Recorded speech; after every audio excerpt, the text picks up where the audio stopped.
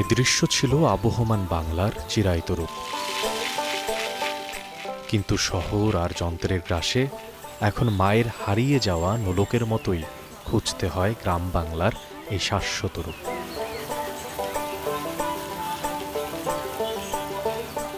কৃত্রিম উপকরণের গ্রাসে এখন যেমন খুঁজতে হয় বাঁশ বেতের মতো প্রাকৃতিক উপকরণের নিত্য ব্যবহার্য তৈজসপত্র।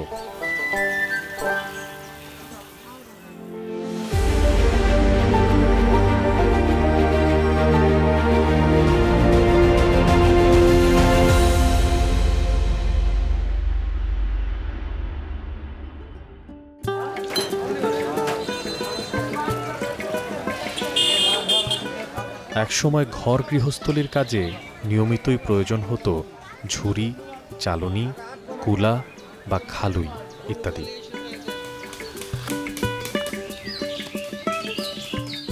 প্রতিদিনের বাজার সদাই, রান্নাবান্না সহ বিভিন্ন কাজে ব্যবহার হওয়া এই সমস্ত সামগ্রী তৈরিও হতো ঘরেই। তবে গ্রাম শহরে রূপান্তরিত হওয়ার সাথে সাথে রূপান্তর ঘটেছে এই দেশীয় ঐতিহ্যে। আমার দাদিরে দেখছি, তারপর আমার খালারে দেখছি, সবাই মাসি ও সবাই দেখছি। ওদের যে কুলা দিয়ে ধান উড়াইতো, ধামা দিয়ে কাজ করতো, শেয়ার দিয়ে কাজ করতো।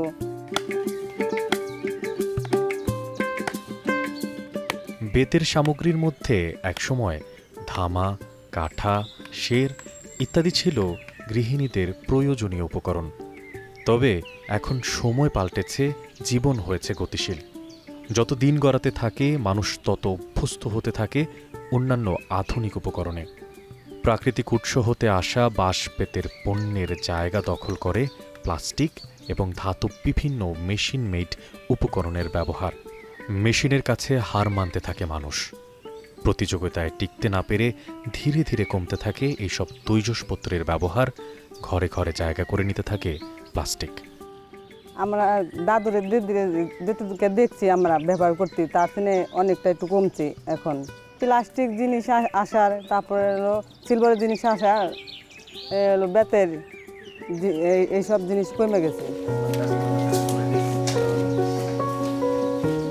তবে এখনও গ্রামের কোনো কোনো ঘরে উঠোনে তেল ফুরিয়ে আসা সন্ধ্যা প্রদীপের মতোই বেঁচে আছে এই শিল্প। মানিকগঞ্জের সদর উপজেলা এবং ঘিওরের বেশ কিছু গ্রামে বেশ কিছু পরিবারের মধ্যে বাঁশ বেত দিয়ে তৈজসপত্র তৈরির চর্চা এখনও অব্যাহত আছে।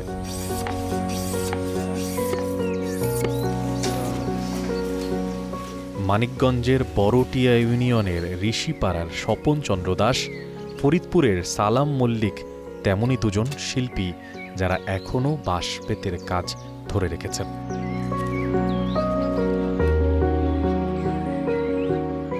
ঋষিপাড়ার স্বপন চন্দ্র দাস এখনও কুলা তৈরি করেন।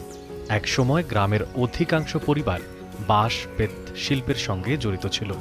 সময়ের সঙ্গে সঙ্গে তাদের কাজের পরিবর্তন ঘটেছে। তবে ঐতিহ্যের টান অথবা বাস্তবতার নিরিখে তিনি এখনও ধরে রেখেছেন ঐতিহ্যবাহী এসব উপকরণ তৈরির কাজ। সেগুলো স্থানীয় বাজারে ও গ্রামে গ্রামে ঘুরে বিক্রি করেন স্বপন চন্দ্র দাস।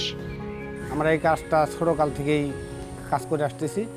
এটাই আমাদের জন্ম থেকেই শুরু, এটাই আমাদের শেষ। এই কাজের পরেই আমরা আর কি বড় হয়েছি, মানুষ হয়েছি এবং কি বাচ্চা পোলা পানে এটা দিয়ে মানুষ করতেছে আর কি। বাপদাদার কালে থেকেই আমাদের কুলার কাজ আমরা করি আর কি। বাপদাদারা যেটা করছে আমরাও সেটাই আর কি করে বেড়াই, করতেছি আর কি। আর কোনো কাজ জানি না, খালি শুধু এই কুলার কাজটাই জানি। সেই কাজ করে আমরা এখন হাট বাজার করে খাইতেছি।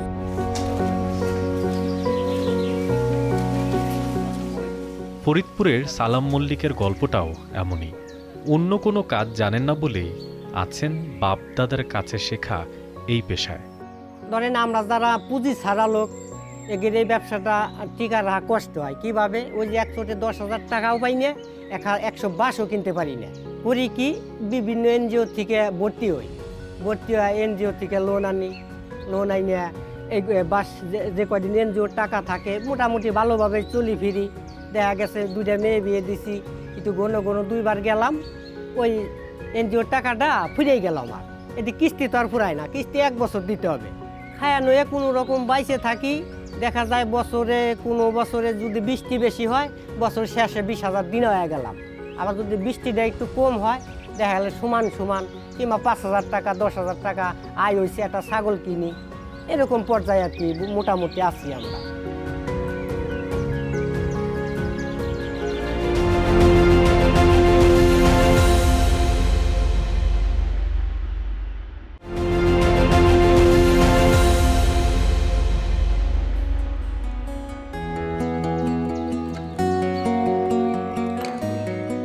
মানিকগঞ্জের অমলচন্দ্র সরকার আর তপন সরকারের বাস্তবতা এক হলেও তারা নিজেদের কাজে কিছুটা পরিবর্তন এনে চেষ্টা করছেন টিকে থাকার। আগে শেয়ার কাটা চলতো, এখন অতটা চলে না।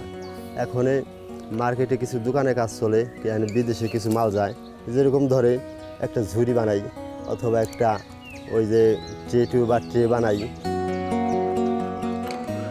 একই এলাকার অমলচন্দ্র সরকার, তিনিও এ সময়ের চাহিদা অনুযায়ী পণ্য তৈরি করেন। তবে এখনও সপ্তাহ মাস জুড়ে কাজ করে এই পেশায় মুনাফার পরিমাণ খুবই সামান্য বলেই জানান তিনি। শেষমেশ ব্যয়ের সাথে আয়ের পার্থক্য করতে পারেন না সপ্তাহ খুললে। 1975 সালে থেকে আমাদের ব্যবসা প্রথমে উদ্বোধন হয়, ওইখানে কিন্তু আমার প্রচুর ব্যবসা ছিল। তখন মনে করেন হয়তো 1000 টাকার ব্যাট কিনলে তখন আমরা 2000 টাকার আরও লাভ হয়েছি ওই সময়ের জন্য। এখন আস্তে আস্তে মনে বেত এই দেশে হইতেছে না, বেত পাওয়া যাতেছে না। আগে মালও বেশি চলতো, লাভ বেশি হতো, এখন বেতর অভাব হয়ে গেছে, বেতর দাম বেশি হয়ে গেছে, কিন্তু মালের রেট ক্রিমিশে মানে নিম্নস্তরে চলে গেছে।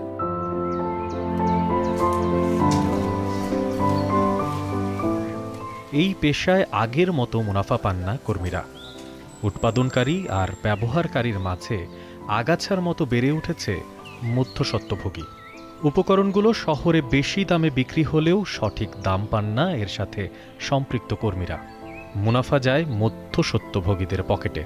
আবার বেতের দাম বেড়ে গেলে কখনো কখনো লোকসানের মুখে পড়েন তারা।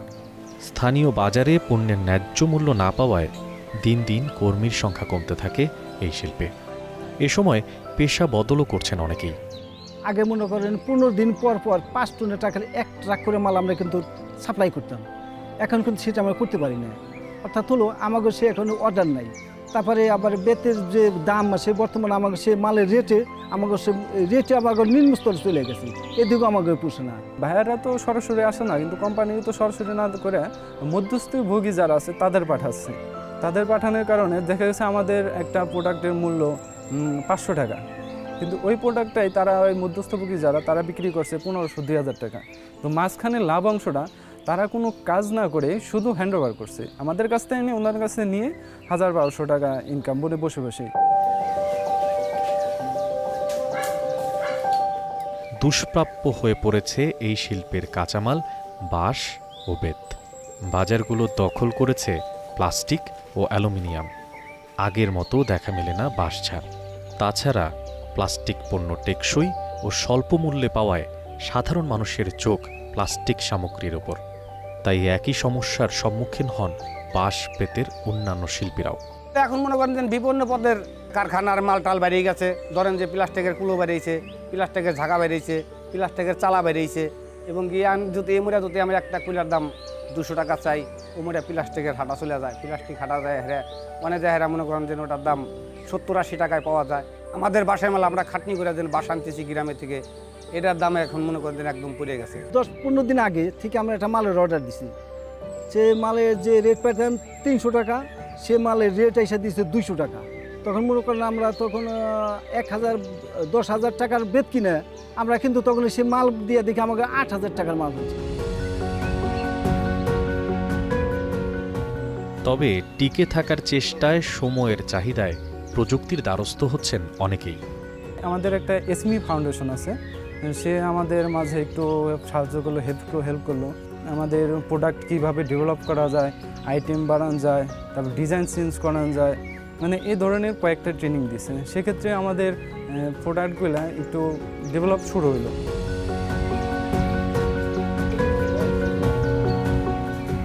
তরুণ উদ্যোক্তারা এই সেক্টরে আসতে শুরু করার পর এই শিল্পের সম্ভাবনা কিছুটা হলেও উজ্জ্বল হতে শুরু করেছে। বাংলাদেশে এই উপকরণগুলো একসময় তৈরি হতো মূলত ব্যক্তিক প্রয়োজনে, তবে সময়ের সাথে পরিবর্তন এসেছে প্রয়োজনে তাই পরিবর্তন এসেছে উপকরণে। এখন মানুষের দৈনন্দিন জীবনের কাজে যেমন পরিবর্তন, তেমনি পরিবর্তন এসেছে চাহিদায়। সেটি মাথায় রেখেই তারা পণ্যে নতুনত্ব আনার কাজ শুরু করেন। প্রথমত হচ্ছে বাঁশের পণ্যগুলো মানুষ এই মুহূর্তে ব্যবহার করতে চাচ্ছে না, আর সেটা দীর্ঘস্থায়ী না। যে বাঁশের পণ্যটা নিল, সেটা নেওয়ার পর হচ্ছে ঘুণ পোকা বা ছত্রাক অথবা ফাঙ্গাস আক্রমণ করে। এবং সর্বশেষ যে পয়েন্টটা, প্লাস্টিকের ডিজাইনগুলো অনেকভাবে ভ্যারাইটি দিতে পারে, যেটা হচ্ছে আমার এইটা থেকে দেওয়া যেত না। তখন আমার মনে হলো যে প্লাস্টিক থেকে যদি এই টাইপের ডিজাইন হচ্ছে, তো আমি যদি ওর থেকেও ভালো ডিজাইন করতে পারি, আর সেটা হচ্ছে মডার্ন প্লাস হচ্ছে ট্র্যাডিশনটা ব্লেন্ড করে, তখন হচ্ছে মানুষ কিন্তু প্লাস্টিক থেকে হচ্ছে আমার বাসটাকে রুফে নেবে।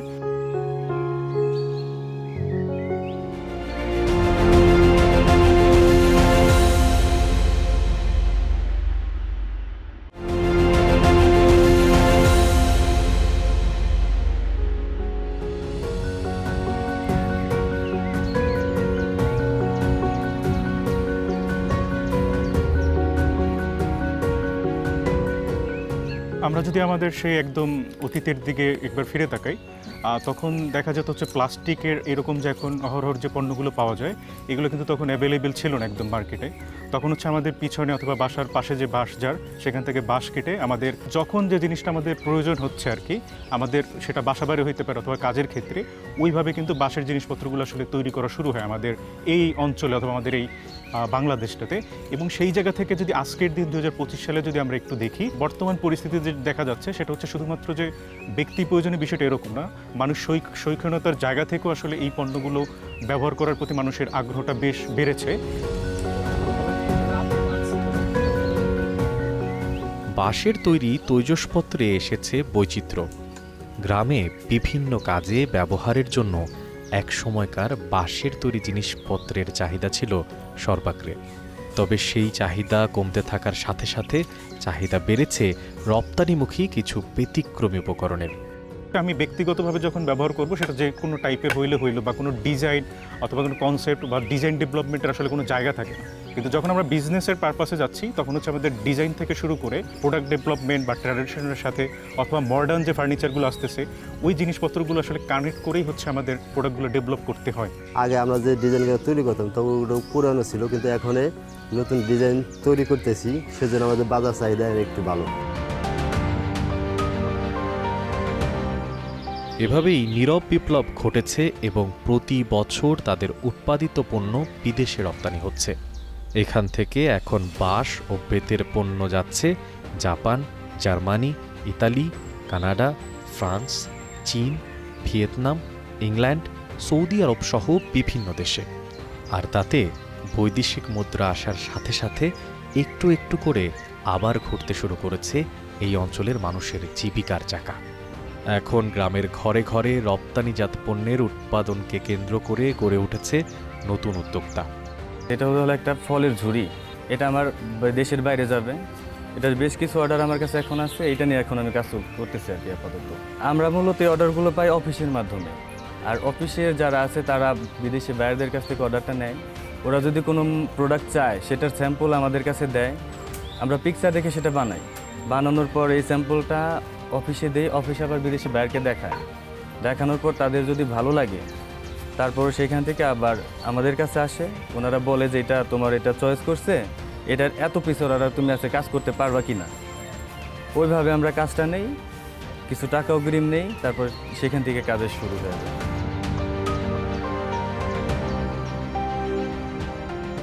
এই গ্রামের 150 পরিবার এই কাজে জড়িত আছে।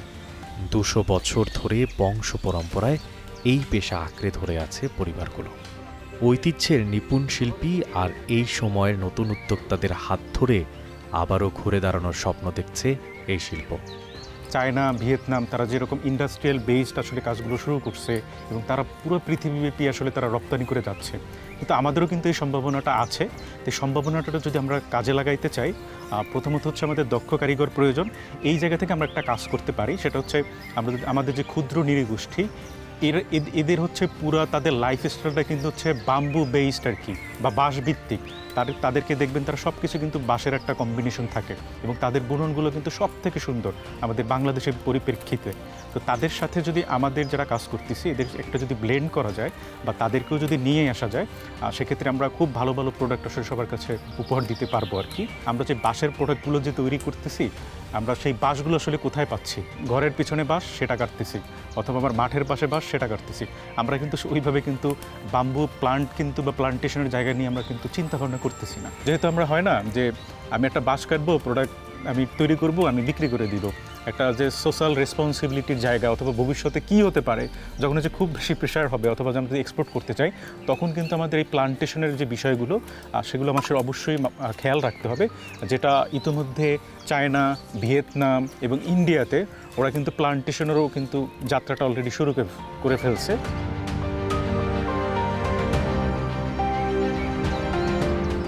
উদ্যোক্তাদের হাত ধরে বাড়ছে শিল্পের প্রসার। এখন শিল্পটিকে এগিয়ে নিতে প্রয়োজন কিছু দীর্ঘমেয়াদী ভবিষ্যৎ পরিকল্পনা। আমাদের দেশের যে সাধারণ জনগণ আমরা আছি, এদের সাথে সরকারের সহযোগিতায় যদি সবাই প্লাস্টিকের ব্যবহারটা কমিয়ে আমাদের এই পণ্যটার চাহিদা একটু বাড়ায় দেয়, এটার ব্যবহার শুরু করে, তাহলে হয়তো আমরা একটু লাভবান হতে পারবো, আমাদের পরিবেশটাও সুস্থ সবল থাকলো আর কি। আর সর্বশেষ যেটা হবে সেটা হচ্ছে যে আমরা একটা ইন্ডাস্ট্রির রূপ দাঁড় করাইতে পারি। সেই সাথে হচ্ছে আমাদের প্রত্যেকেই দায়িত্ব কর্তব্য আছে আমাদের দেশের প্রতি, পরিবেশের প্রতি, যে পরিবেশে হচ্ছে আমরা ছোট থেকে একদম শেষ নিঃশ্বাসটুকু নিব। আমাদের ভবিষ্যৎ প্রজন্মের জন্য আমাদের দায়বদ্ধতার জায়গা থেকে আমরা রেখে যেতে চাই একটা গ্রিন বাংলাদেশ, যেখানে থাকবে না প্লাস্টিকের ছড়াছড়ি, আমাদের প্রতি নিঃশ্বাসে ভয় থাকবে না, যেখানে আমরা আসলে প্রতি নিঃশ্বাসের সাথে আসলে মাইক্রোপ্লাস্টিক আসলে গ্রহণ করছি কিনা। সেজন্য আমাদেরকে অবশ্যই গ্রিন প্রোডাক্টগুলো এবং আমাদের হাতের কাছে যে র মেটেরিয়াল সাস্টেনেবল আছে সেই পণ্যগুলো আমাদের বেশি বেশি ব্যবহার করতে হবে। শুধুমাত্র আমিই ব্যবহার করলে চলবে না, আমাদের আশেপাশে যে মানুষজন আছে তাদেরকেও বলতে হবে, এবং আগামীর বাংলাদেশের জন্য, আগামী পৃথিবীর জন্য।